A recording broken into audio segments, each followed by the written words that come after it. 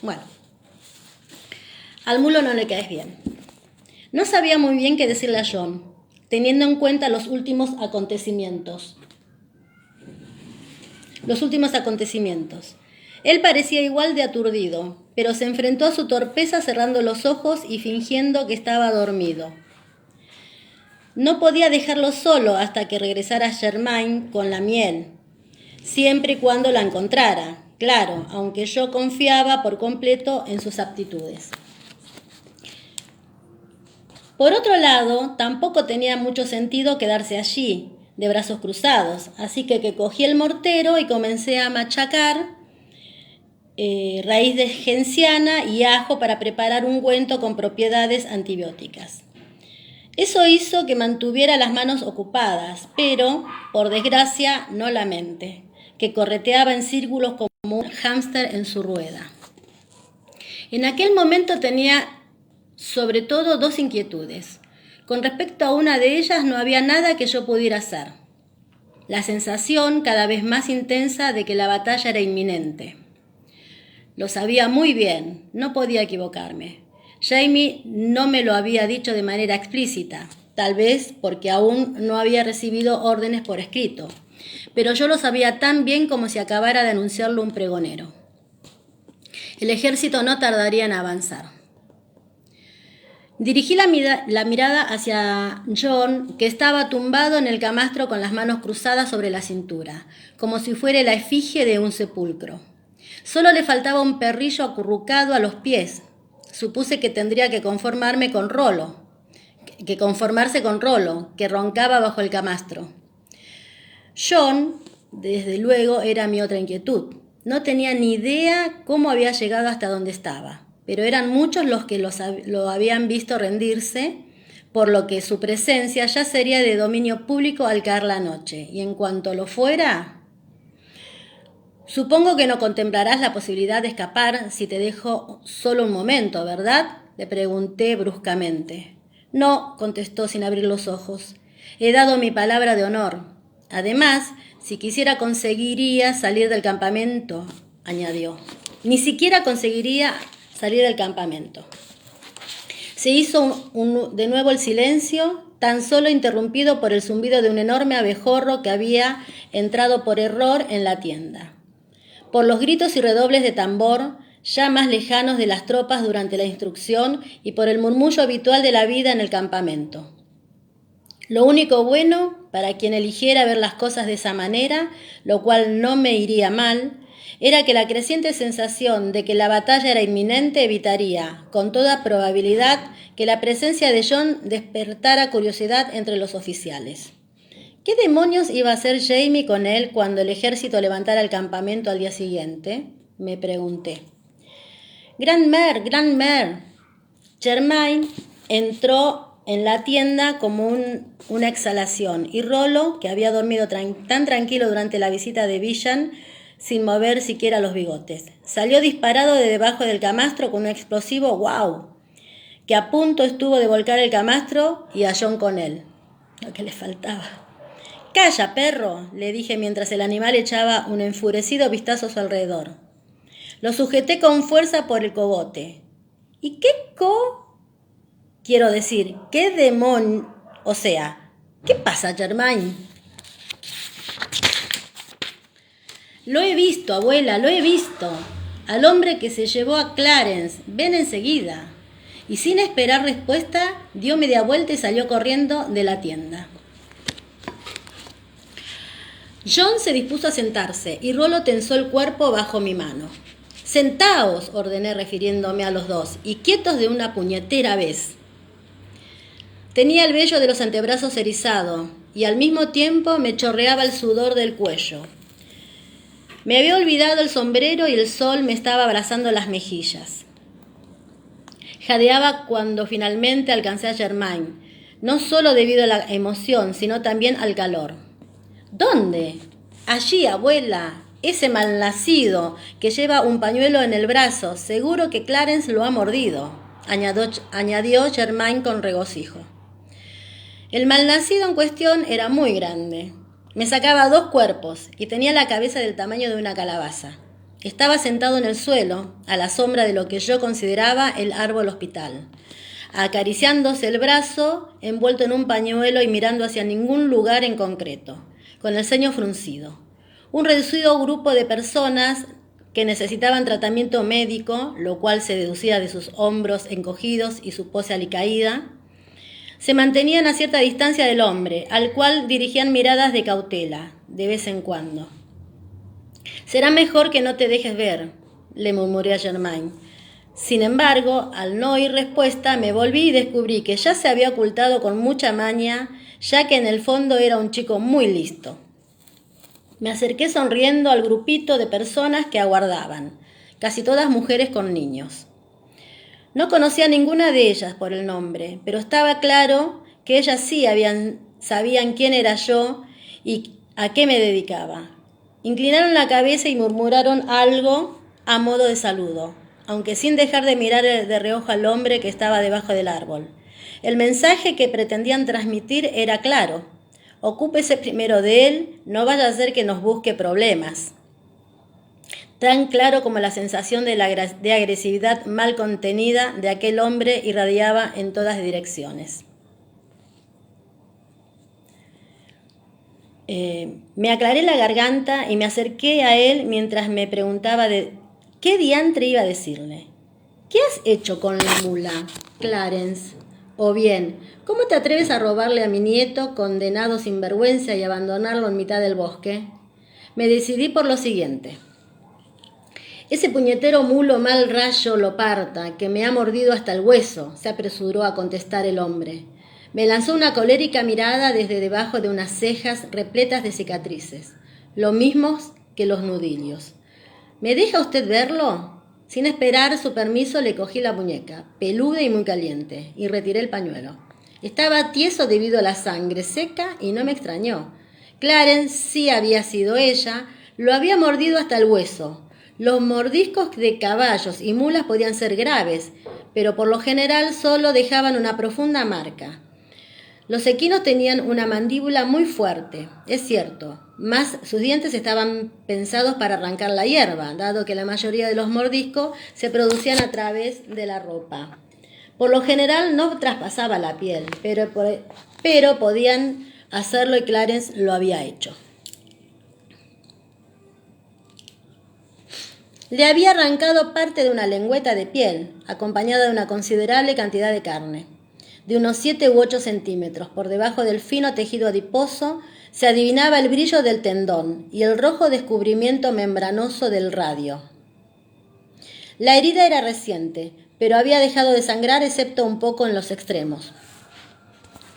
«Ajá», dije en tono neutro mientras le miraba la mano. «¿Puede cerrar el puño?» Podía, aunque no consiguió cerrar del todo el dedo meñique ni el anular. Aún así podía moverlos, lo cual indicaba que el tendón no estaba seccionado. A la hora de desinfectar, la solución salina era algo menos dolorosa que el alcohol diluido o el vinagre. Y, por otro lado, también era más fácil conseguir sal, sobre todo viviendo en una ciudad. Pero aún así, le sujeté con fuerza la enorme muñeca mientras aplicaba el líquido a la herida. Emitió un rugido más propio de un oso herido y los curiosos que esperaban turno retrocedieron varios pasos en bloque. «Un mulo muy malo», comenté con cordialidad, cuando el paciente se calmó un poco, todavía jadeando. Se le ensombreció el rostro. «En cuanto vuelva voy a matar a palos a ese hijo de mala madre», afirmó al tiempo que me mostraba sus dientes amarillos. «Lo voy a despellejar, vaya si lo haré, y luego voy a vender su carne». «Oh, yo no se lo aconsejo», argüí, intentando mantener la calma. «No creo que quiera utilizar el brazo de forma tan violenta, se le podría gangrenar». «¿Ah, sí?» No se puso pálido, era imposible teniendo en cuenta la temperatura, pero al menos conseguí captar su atención. «Sí», declaré con amabilidad. «¿Ha visto gangrena alguna vez? La carne se vuelve verde y hedionda. Huele que apesta. La extremidad se pudre, muere en pocos días. ¿Lo ha visto usted?» «Lo he visto», murmuró con la vista clavada en el brazo. «Bueno, Bueno, bueno, exclamé en tono conciliador, pero haremos lo que podamos, ¿verdad? En condiciones normales le habría dado al paciente un trago de lo que fuera para que tuviera valor. Y gracias al marqués disponía de una considerable cantidad de coñac francés. Pero en aquel caso particular no me sentía demasiado caritativa. De hecho, la sensación general que tenía era que hasta Hipócrates habría hecho la vista gorda durante unos pocos minutos. En realidad, lo primero es no hacer daño. Aún así, tampoco es que pudiera hacerle demasiado. Armada tan solo con una aguja de sutura de 5 centímetros y un par de tijeras de bordado. Le suturé la herida lo más despacio que pude, lavándola con más solución salina de vez en cuando y echando discretos vistazos a mi alrededor en busca de ayuda. Jamie estaba con Washington y el alto mando, planeando estrategias para el inminente combate, de modo que no podía pedirle que viniera a ocuparse de un ladrón de mulos. Ian había desaparecido en su pony para tratar de avisar la retaguardia británica. Rollo estaba con Lord John. Rachel, Denny y Dottie se habían marchado en el carro de los cuáqueros al pueblo más cercano en busca de suministros. Les deseé buena suerte, puesto que los saqueadores del general Greene se habían extendido como langostas sobre la faz de la tierra en cuanto el ejército había hecho un alto y habían desvalijado todas las granjas y graneros que aparecían a su paso. El paciente seguía maldiciendo con voz monótona y poco inspirada, pero no parecía a punto de desplomarse ni de sufrir un conveniente desmayo. Por otro lado, era poco factible que lo que le estaba haciendo en el brazo lo pusiera de mejor humor. ¿Y si de verdad tenía pensado ir a por Clarence para matar al animal a golpes? Si Clarence estaba suelta, me habría apostado lo que fuera a que era capaz de ganar un encuentro así.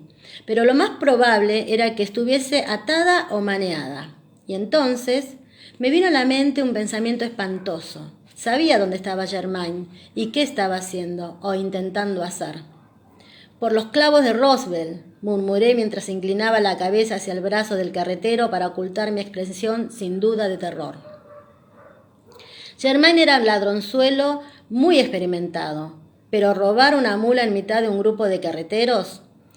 ¿Qué había dicho Jamie? Lo arrestarían por robo y lo ahorcarían o lo azotarían hasta dejarlo medio muerto, y yo no podría hacer nada para impedirlo. Siendo como eran los carreteros, lo más probable era que le partiesen el cuello para acabar de una vez con el problema, en lugar de dedicarse a esperar la justicia militar. Tragué saliva y eché un rápido vistazo por encima del hombro, para ver si podía situar el campamento de los carreteros, si conseguía ver a Germain. No lo vi, pero sí a Percy Bysshe, observándome con aire pensativo a la sombra de una tienda cercana.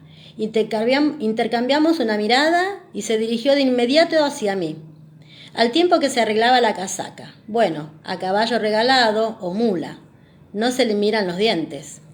Madame Fraser, dijo inclinando la cabeza, ¿necesita usted ayuda? Sí, maldición, la necesitaba.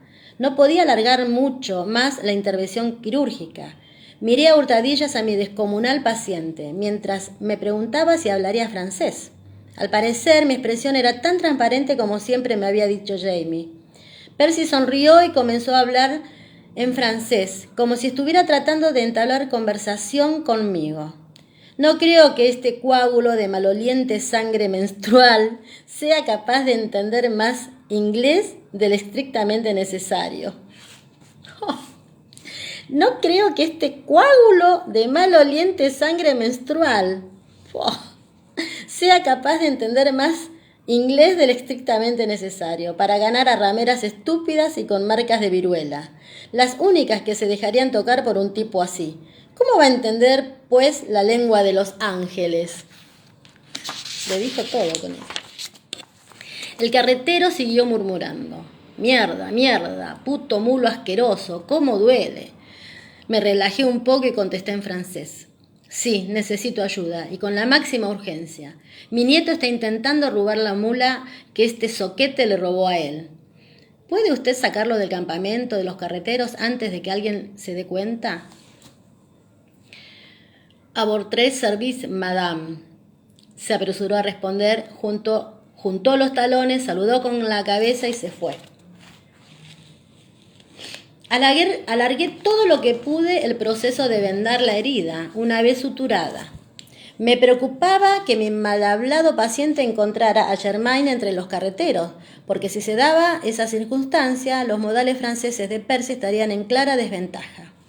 Y sinceramente no podía esperar que Hipócrates siguiera haciendo la vista gorda.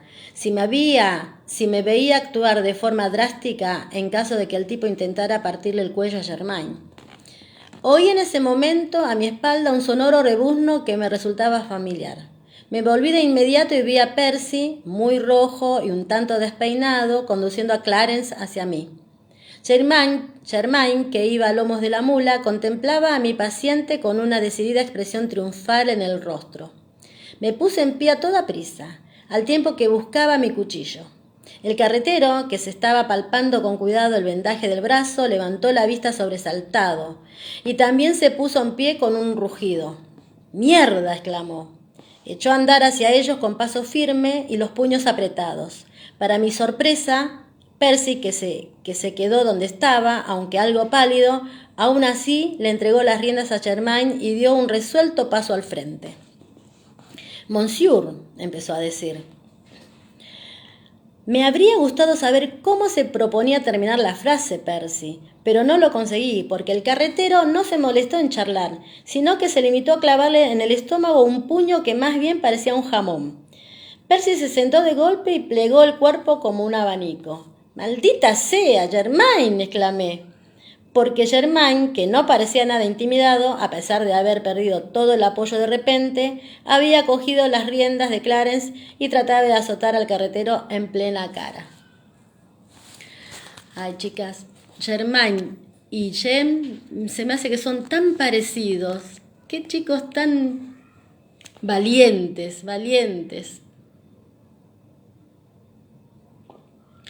Su idea podría haber resultado efectiva, de no haber transmitido tan a las claras sus intenciones. El carretero se agachó y alargó un brazo con la evidente voluntad de atrapar o bien las riendas o bien a Germain. A mi alrededor, la multitud ya se había dado cuenta de lo que estaba ocurriendo, y varias mujeres habían empezado a gritar. En ese instante, Clarence decidió intervenir. Frunció los labios y se lanzó hacia el rostro del carretero. Le faltó muy poco para arrancarle la nariz de un bocado. «¡Puto mulo asqueroso!». Muy encendido, el carretero se abalanzó sobre Clarence y le clavó los dientes en el labio superior, al tiempo que se le colgaba del cuello como si le fuera la vida en ello. La mula chilló, las mujeres chillaron, Germain chilló. Yo no, pero porque no podía respirar. Me abrí paso a codazos entre la multitud mientras buscaba la abertura de falda para coger mi cuchillo. Justo cuando palpaba la empuñadura, noté una mano en el hombro que me obligó a detenerme. «Disculpa, milady», dijo Fergus. Me apartó a un lado de manera deliberada y se acercó a la masa en movimiento que formaban mula, carretero y niño chillón, y disparó el arma que llevaba en la mano. Todo el mundo permaneció inmóvil durante una fracción de segundos, y luego empezaron de nuevo los gritos y los chillidos. Los presentes se precipitaron hacia Clarence y sus compañeros por averiguar qué había ocurrido, y durante un largo segundo no quedó claro qué había sido. El carretero había soltado la mula atónito y se había vuelto hacia Fergus. Tenía los ojos desorbitados y la barbilla manchada de saliva teñida de sangre. Germain, más entero de lo que habría sido de esperar dadas las circunstancias, cogió las riendas y tiró de ellas con toda su fuerza para obligar a Clarence a girar el cuello. Pero la mula, rabiosa, no quería saber nada. Fergus volvió a guardarse en el cinto la pistola que acababa de disparar. Fue entonces cuando me di cuenta de que seguramente había disparado al suelo, junto a los pies del carretero, y le habló al hombre. «Si yo estuviera en su lugar, señor, me alejaría de inmediato de ese animal. Es evidente que no le cae bien a usted». Los gritos y chillidos habían cesado de nuevo, y las palabras de Fergus hicieron reír a más de uno. «Es así que es buena, Belden», exclamó un hombre cerca de mí. «Al mulo no le caes bien. ¿Qué te parece?».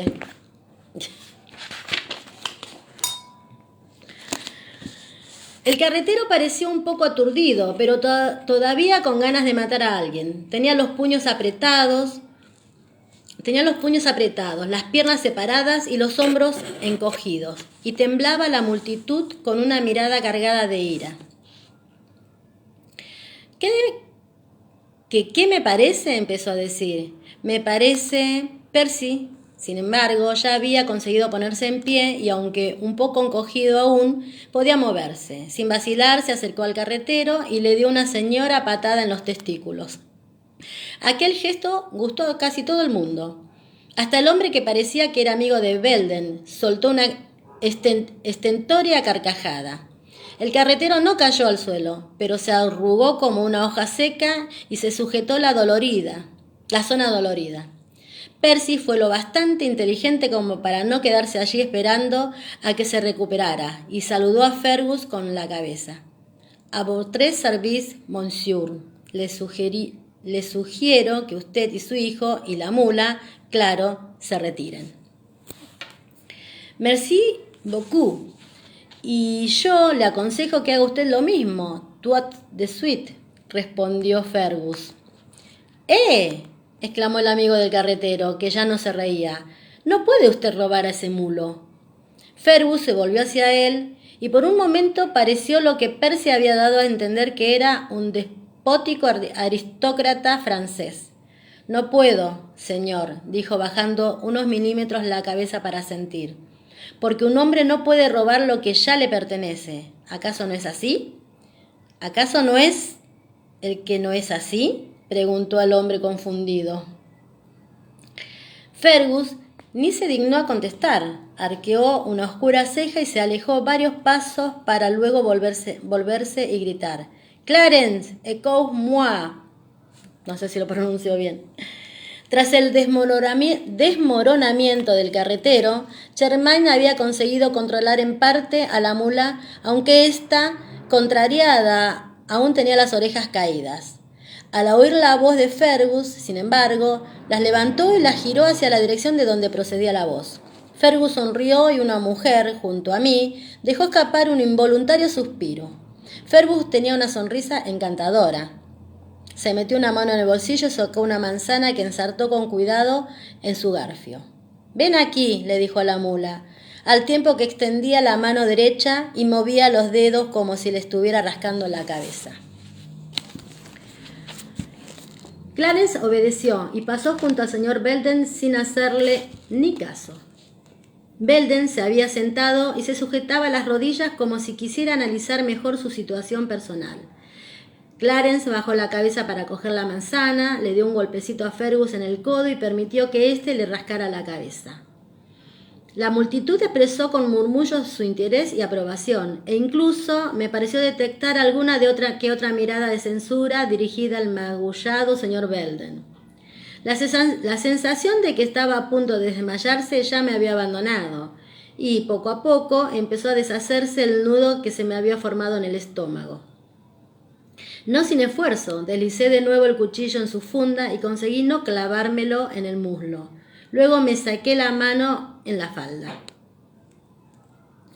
«En cuanto a ti, Saint-Cervel», le estaba diciendo a Fergus, a Germain, en un tono de voz y amenazador que sin duda habían aprendido de Jamie, «tenemos que aclarar unas cuantas cosas». «Sí, papá», murmuró al tiempo que agachaba la cabeza para eludir la mirada amenazadora de su padre. «Baja», ordenó Fergus. Luego se volvió hacia mí y alzó la voz. Madame General, permítame obsequiar personalmente al general Fraser con este animal, para que lo ponga al servicio de la libertad». Lo dijo con aire tan grandilocuente, a la par que sincero, que unas cuantas almas cándidas aplaudieron. Acepté el ofrecimiento del modo más cortés que pude, de parte del general Fraser. Llegados a ese punto, el señor Belden se puso en pie con torpeza, se alejó dando traspiés hacia el campamento de los carreteros y cedió de manera tácita a Clarence para la causa. Cogí las riendas de la mula, aliviada y contenta de volver a verla. Al parecer el sentimiento era mutuo, porque me acercó el hocico al hombro y rebuznó con suavidad.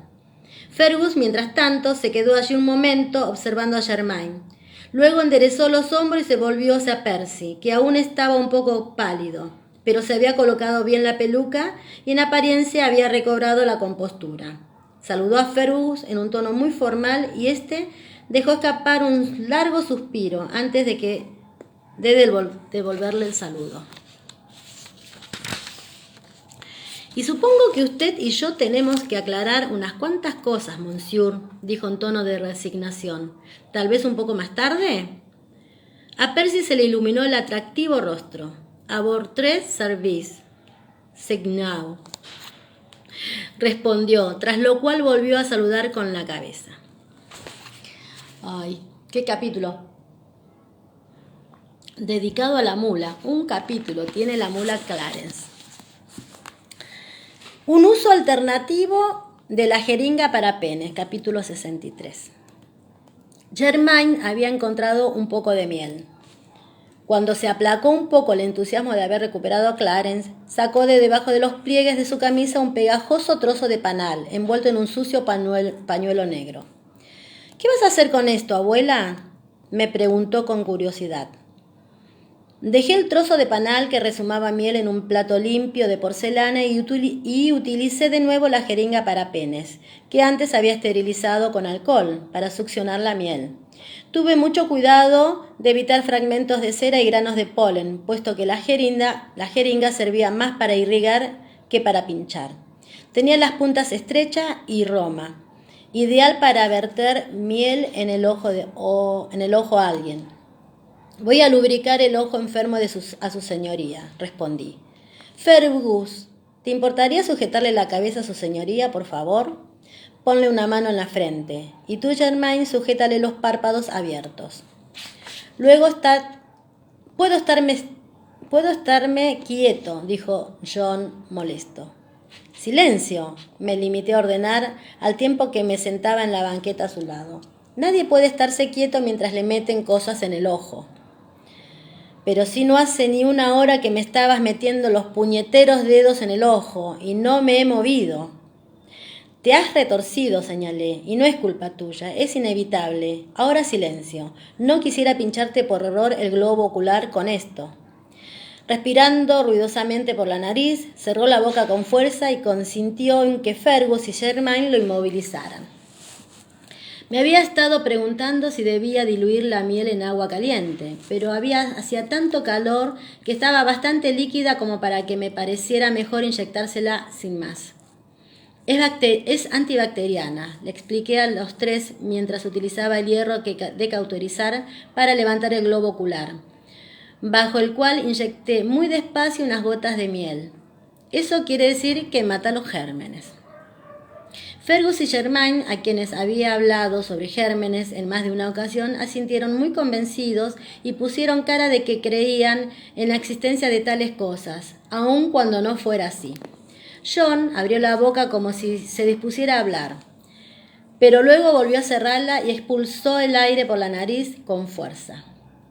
«Pero la principal propiedad de la miel, en este caso particular», proseguí, mientras untaba con generosidad el ojo, «es su viscosidad. Ya puedes soltarlo, Germain. Parpadea, John. ¡Oh, excelente!». Tras manipularle el ojo, este había empezado a llorar, como es lógico, pero la miel sigue siendo viscosa incluso cuando está diluida. Me fijé en el brillo alterado de la luz a través de la esclerótica, lo cual indicaba la presencia de una fina y balsámica, o eso esperaba al menos, capa de miel. Unas cuantas gotas ambarinas habían resumado, por lo que varias de ellas le resbalaban en ese momento por la sien, hacia la oreja. Detuve el flujo con un pañuelo. «¿Qué tal?». John abrió y cerró el ojo unas cuantas veces muy despacio. «Lo veo todo borroso». «Bueno, eso es igual. Hasta dentro de un par de días, por lo menos tampoco vas a utilizar ese ojo. Pero, ¿lo notas mejor?». «Sí», respondió, aunque a regañadientes. Los otros tres emitimos ruiditos de aprobación que parecieron incomodar a John. «Muy bien, siéntate, con cuidado. Eso es, así. Cierra el ojo y toma esto para sacar las gotas».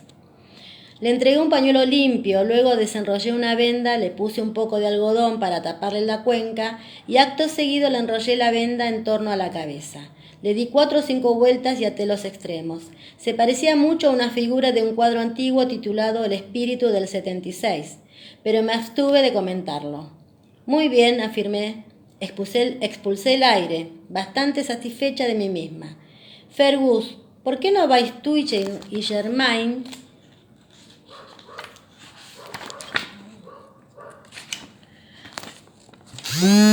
a buscar algo para comer?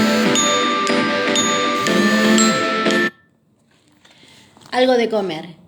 Algo para su señoría y algo para comer mañana durante el camino. Creo que será un día muy largo. Pues este también lo ha sido, repuso John. Se tambaleaba un poco, así que lo ayudé a tumbarse de nuevo, sin que opusiera demasiada resistencia. Estiró el cuello para relajar los músculos y por último se apoyó en la almohada con un suspiro. Gracias. Ha sido un placer, afirmé. Vacilé un momento, pero dado que Fergus y Germain se habían marchado, pensé que no se me presentaría mejor oportunidad de preguntarle a John lo que tenía. Supongo que no sabrás lo que Percival Bisham quiere de Fergus, ¿verdad? John abrió el ojo sano para mirarme. Tal vez Percy considere a Fergus el heredero perdido de una gran fortuna, ¿no crees? No, yo tampoco lo creo, pero si el señor Fraser acepta un consejo no solicitado, le sugiero que se relacione lo mínimo posible con Monsieur Bisham, dijo, tras lo cual volvió a cerrar el ojo.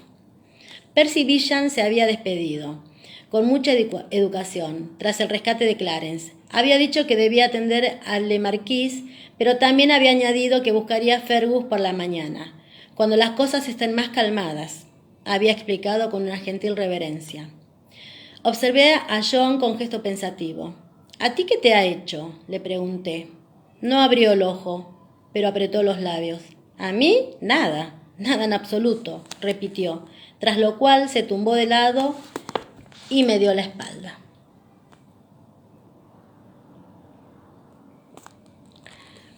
Capítulo 64. 301. 300 hombres. Jamie se adentró un paso en la oscuridad, más allá de la hoguera del 16º Regimiento de Nueva Jersey, y permaneció inmóvil unos instantes, hasta que los ojos se le acostumbraron a la penumbra. 300 malditos hombres. Nunca había liderado a grupos de más de 50, ni tampoco había tenido tantos subalternos, nunca más de 1 o 2 hombres a sus órdenes. Ahora estaba al mando de 10 compañías de la milicia, cada una de ellas con su propio capitán y unos cuantos tenientes. Además, Lee le había asignado su propio personal, 2 ayudas de campo, un secretario. Bueno, a eso sí se podía llegar a acostumbrarse, pero mientras doblaba los dedos de la mano mutilada, 3 capitanes, uno de los cuales caminaba en ese instante junto a él, tratando de no parecer preocupado, 10 de sus propios tenientes, que actuarían de enlace entre él y las compañías que tenía a su mando, una cocinera, un pinche de cocina y, por supuesto, ya contaba con un médico. A pesar de las preocupaciones que tenía en ese momento, Jamie sonrió al recordar el rostro de Lee cuando le había aclarado exactamente por qué no necesitaba que le asignara un médico cirujano del ejército. Vaya, había dicho Lee. Tras la larga nariz, el rostro que se le había vuelto blanco, luego había recobrado la compostura y se había ruborizado pensando que Jamie estaba tratando de embaucarlo. Jamie, sin embargo, se había subido el puño de la camisa y le había mostrado a Lee la mano derecha, las antiguas cicatrices blancas de los dedos, que parecían minúsculas constelaciones de estrellas. Allí donde había asomado los huesos y la cicatriz grande, aún roja, pero limpia, recta y muy bien suturada, que le iba desde el dedo corazón hasta el dedo meñique, y mostraba el punto en que se le había amputado un dedo con tanto arte, que había que mirarle 2 veces la mano para saber qué era lo que le faltaba. Bueno, general, su esposa parece una costurera muy experimentada, había dicho Lee en tono algo burlón. Pues sí, señor, lo es, había respondido Jamie con educación, y también tiene muy buena mano con la cuchilla. Lee le dedicó una mirada sardónica y extendió los dedos de la mano derecha. Los dos de la parte exterior habían desaparecido. Igual que el caballero que me arrancó estos dos. Un duelo, añadió con brusquedad, al ver que Jamie arqueaba las cejas, tras lo cual cerró de nuevo la mano. En Italia. No sabía gran cosa de Lee. Tenía bastante buena reputación, era cierto, pero también era un bocazas. Y esas dos cosas no solían ir de la mano. Por otro lado, era orgulloso como un camello. Como un camello. Era orgulloso como un camello a veces. La arrogancia caracterizaba a los hombres que conocían su propia valía.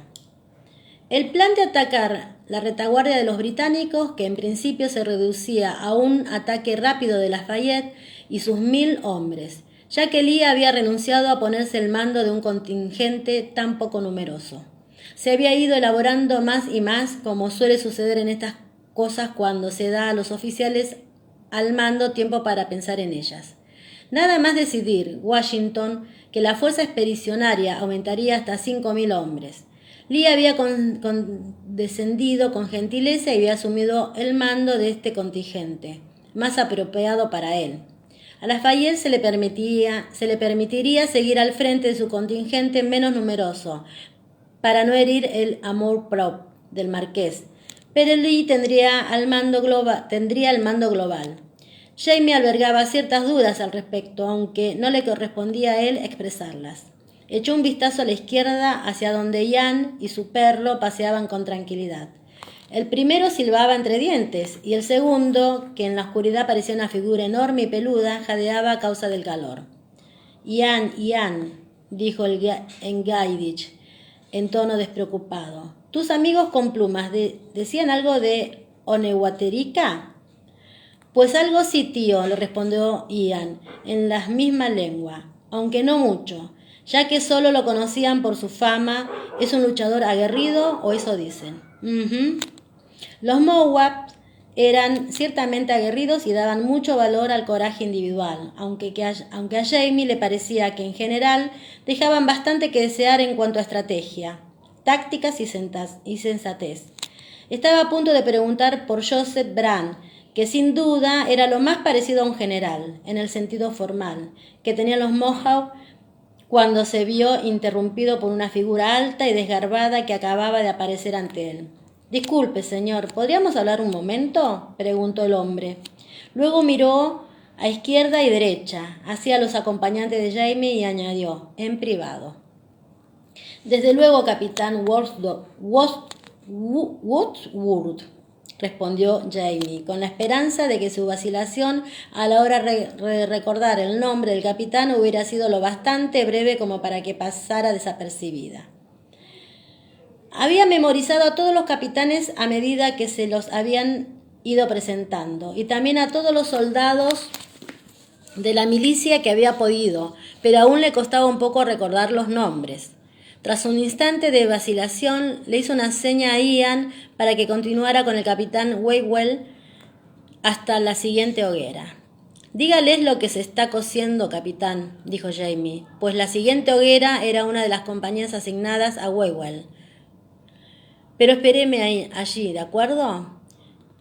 ¿Lo que se está cociendo?, repitió Wadsworth, que parecía alarmado. ¿Qué ocurre? ¿Es que nos marchamos ahora? Aún no, capitán. Véngase aquí. ¿Quiere? De lo contrario, nos van a pisotear. Se encontraban en mitad del sendero que iba de las hogueras a las letrinas en trincheras que se habían excavado a la tierra. Desde donde se hallaban, Jamie pudo oler el hedor acre de los excrementos y la cal viva. Llevó a Wadsworth a un lado y lo informó del cambio de mando que se produciría por la mañana. Si bien le aseguró que en la práctica no supondría ninguna diferencia para las compañías de la milicia que estaban bajo el mando de Jamie, y que seguiría recibiendo órdenes como hasta entonces. Pensó para sí mismo que no supondría diferencia alguna en la forma de operar de las compañías, pero tal vez sí respecto a si entraban en combate al día siguiente o no, y respecto a las oportunidades de sobrevivir si lo hacían. De todas maneras, no había modo de decidir si tenían más posibilidades con Lafayette o con Lee. Todo apuntaba a que la casualidad, el destino o muy posiblemente Dios mismo serían los encargados de decidir. Bien, señor, repuso. ¿Quería usted hablar conmigo? Wadsworth cogió aire por la nariz y se irguió al tiempo que recordaba con rapidez las palabras del discurso que ya llevaba preparado. Sí, señor. Quería preguntarle por lo que se ha dispuesto con respecto a Bertrand Armstrong. ¿Bertrand? ¿Qué? El hombre al que se había llevado usted de mis filas esta mañana junto con el chico. Jamie no supo si echarse a reír o enfadarse. Bertrand. Ahora mismo se ha dispuesto muy bien de él, señor. Mi esposa le ha curado el ojo y también se le ha dado de comer. Oh, Wadsworth arrastró un poco los pies, pero sin moverse del sitio. Me alegra oírlo, señor, pero lo que quería decir es que estoy preocupado por él. Corren rumores sobre su persona. No lo dudo, afirmó Jamie, sin molestarse en disimular su tono de voz. ¿Qué es lo que le preocupa, señor? Dicen los hombres de la compañía de Dunning que Armstrong es un espía del gobierno, que en realidad es un oficial británico que se ha escondido entre nosotros, que le encontraron encima un nombramiento, además de correspondencia. Me hizo una pausa, cogió aire y pronunció la siguiente frase de un tirón. Me cuesta creer algo así de él, señor, lo mismo que el resto de mis hombres. Pensamos que se ha cometido un error y nos gustaría decir que esperemos que no suceda nada desagradable. Nadie ha insinuado nada en ese sentido, capitán, le aseguró Jamie. Un escalofrío de alarma le recorrió la columna de arriba abajo, como un relámpago. Pero solo porque no han tenido tiempo, pensó. Con el frenético ajetreo de los preparativos y el ajetreo aún mayor de su mente, Jamie había conseguido eludir hasta entonces el espinoso problema que suponía tener prisionero a Gray. Pero no podría seguir esquivándolo mucho más tiempo. Tendría que haber informado de inmediato a Lafayette, a Lee y a Washington acerca de la presencia de Gray, pero había aprovechado la confusión de la inminente batalla para disfrazar el retraso. La vista ya se le había acostumbrado a la escasa luz de las estrellas y las hogueras, por lo que veía muy bien el rostro alargado de Wadsworth y su expresión contrita pero resuelta. Se me cortó. Perdón, chicas. Porque moví el libro. Pasó. Bueno.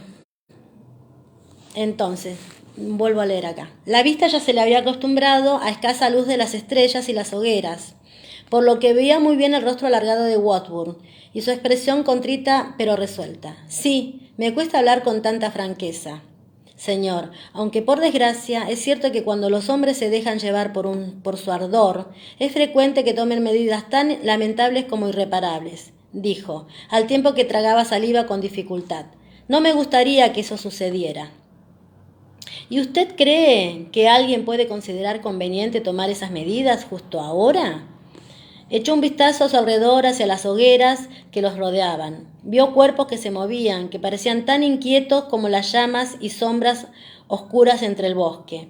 Pero no tuvo sensación de motín, ni le pareció que hubiera desorden ni rabia latente. Murmullos sí, y voces que se dejaban llevar por el entusiasmo, y carcajadas y algunas que otra canción, pero todo formaba parte del nerviosismo de la espera y de la expectativa.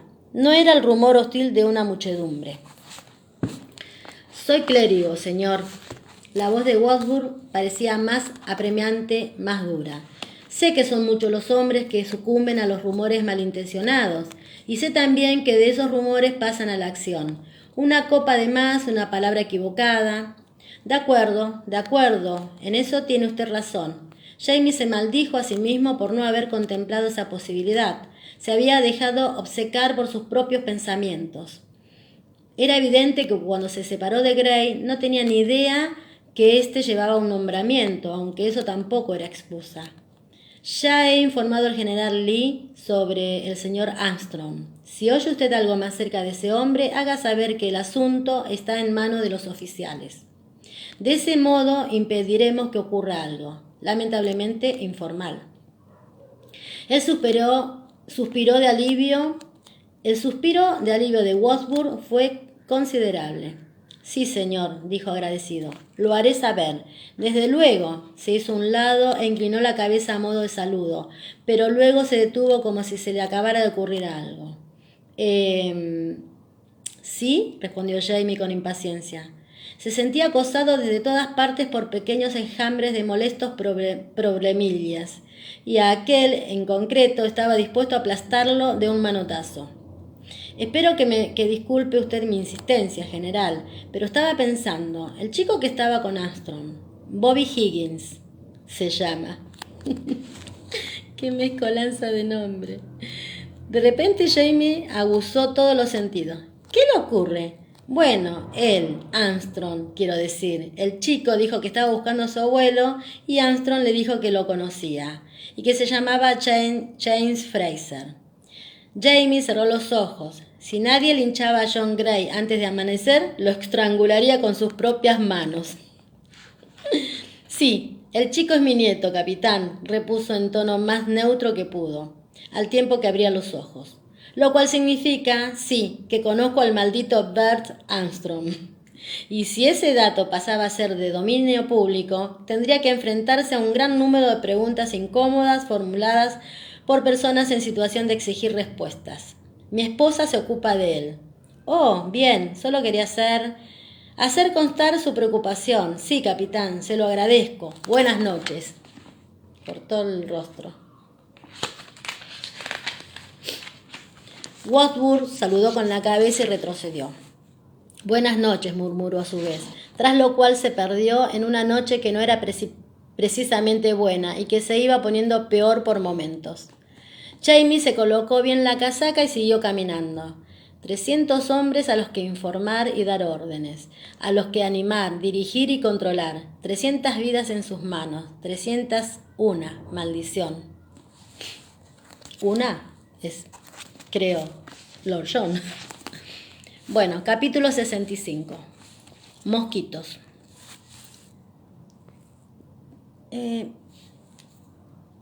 ¿Me están escuchando, chicas? Porque la verdad que no veo nada yo. A ver. Bueno, seguimos. Quiero pensar que sí, ¿no? Bueno. Capítulo 65. Mosquitos. Jamie se acercó a la luz de la hoguera bastante tarde. Me sonrió y se sentó de golpe. ¿Hay comida?, preguntó. Sí, señor, respondió la mujer que la estaba removiendo. Un minuto, chicas. Espérenme un segundo.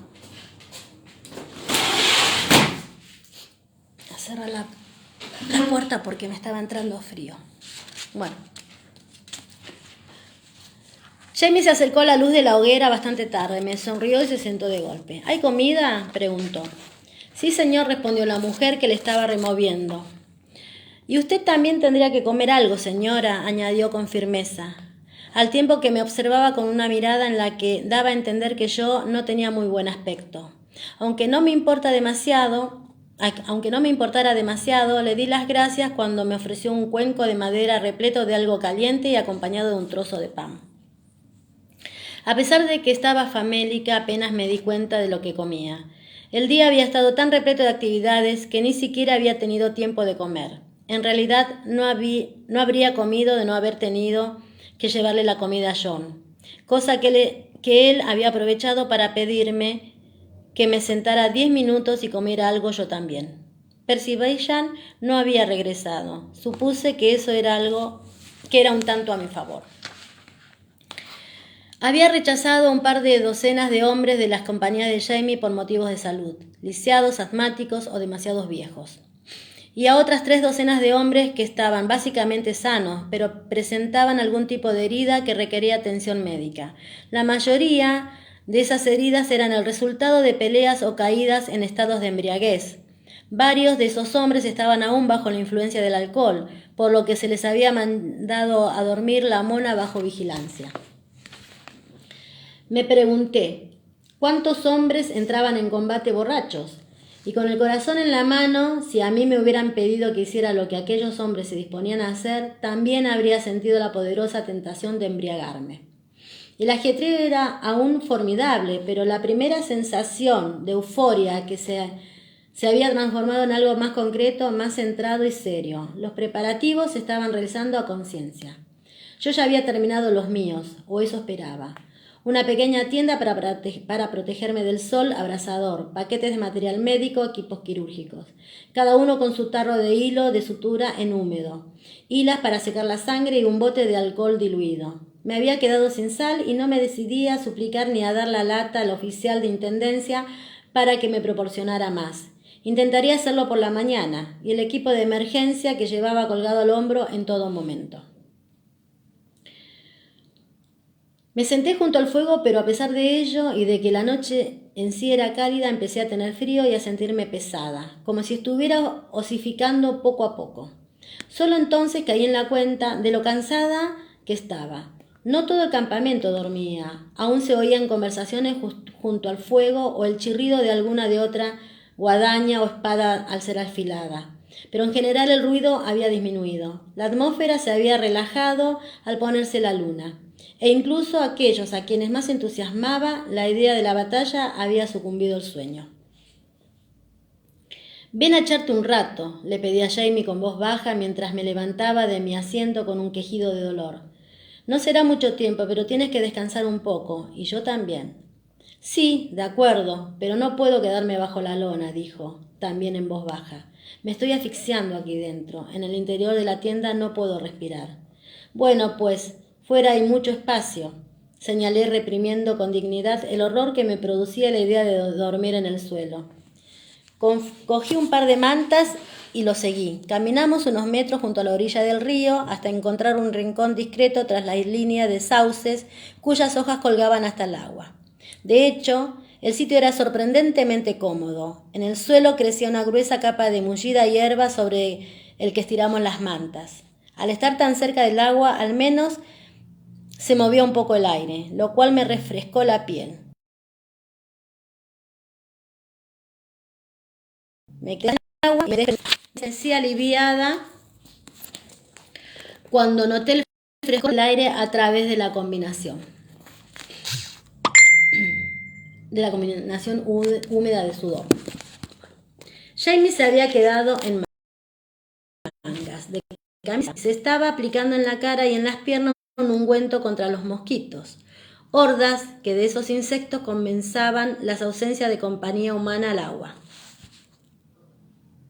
Me senté al lado de Jamie y yo también me apliqué una pequeña cantidad de aquella grasa que olía a menta. Los mosquitos no solían picarme, pero eso no les impedía pasar zumbando junto a mis oídos o meterse en la boca y en los orificios nasales, lo cual me parecía en extremo desagradable.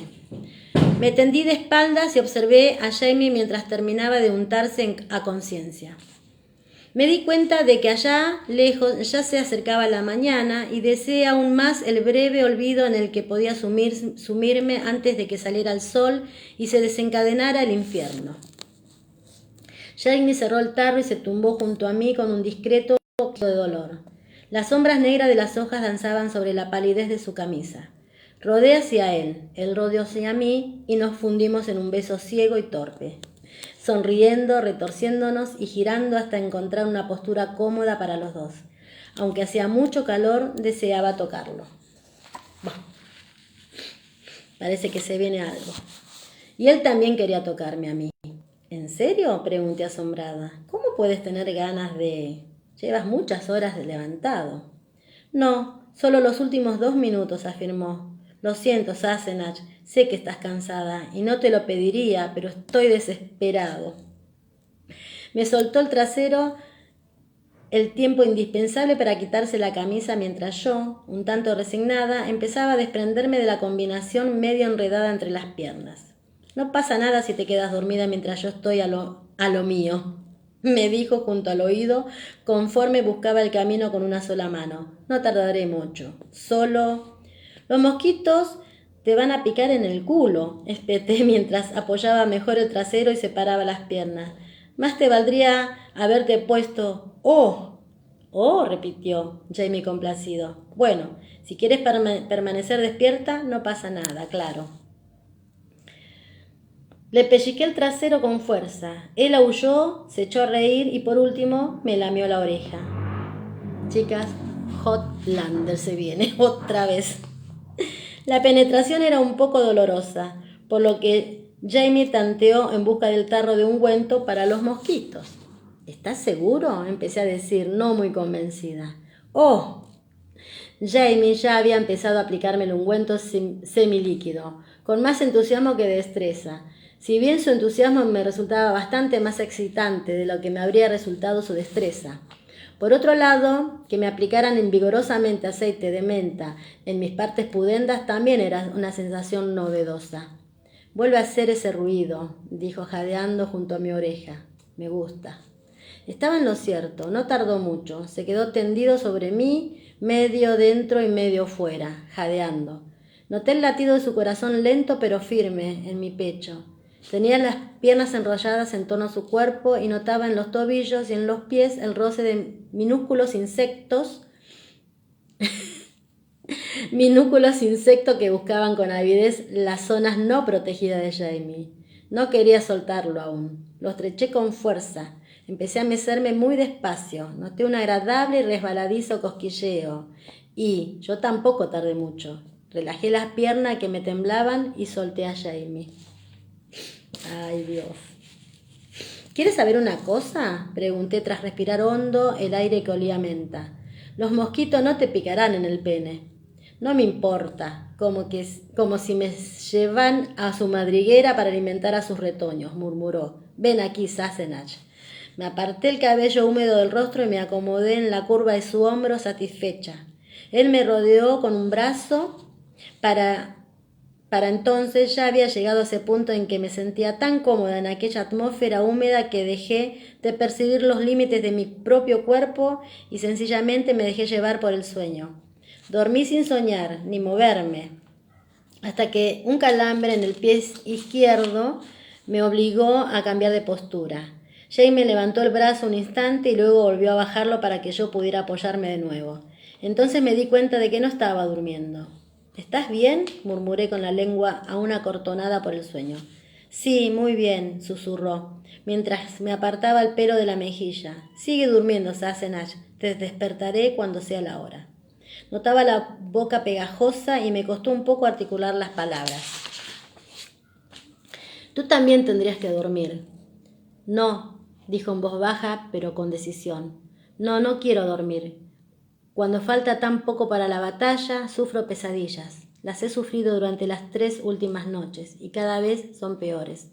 Yo tenía un brazo extendido sobre su estómago y sin proponérmelo, lo levanté un poco y le apoyé la mano en el corazón. Sabía que había tenido pesadillas, y por lo que había dicho en sueños y por la forma en que se había despertado temblando, me imaginaba bastante bien lo que había visto en aquellas pesadillas, y cada vez son peores. «Shh», dijo, mientras inclinaba un poco la cabeza para besarme el pelo. No te preocupes, Anigan. Lo único que quiero es estar aquí y tenerte entre mis brazos, protegerte y verte dormir. Solo entonces podré levantarme con la mente despejada e ir a hacer lo que hay que hacer. Fin de capítulo. Chicas, no podía faltar el momento Hotlander. Bueno, le voy a mostrar a las chicas que se sumaron, que me hice el cuadrito de... No sé qué pasa con esto, porque... Que me hice el cuadrito, un collage de todos los diplomas. Estoy re contenta con esto. Bueno, chicas, creo que esta es la última vez que vaya a leer, al menos con este libro, a no ser que Blanquita quiera que reemplace a alguien. Si puedo, encantada, lo haría. Y quiero decirles que lo pasé muy bien, que estoy muy contenta de pertenecer a este grupo y me gustaría conocerlas personalmente. Algunas conozco, otras no. Y espero algún día volver a juntarnos. Y nada, ojalá podamos seguir leyendo los otros libros que nos quedan pendientes. Y seguro voy a estar ahí, si Dios quiere y todo me va bien. Bueno, chicas, las quiero mucho. Les mando un abrazo grande y cuídense porque esto todavía no se termina. Besito. Chao, gracias.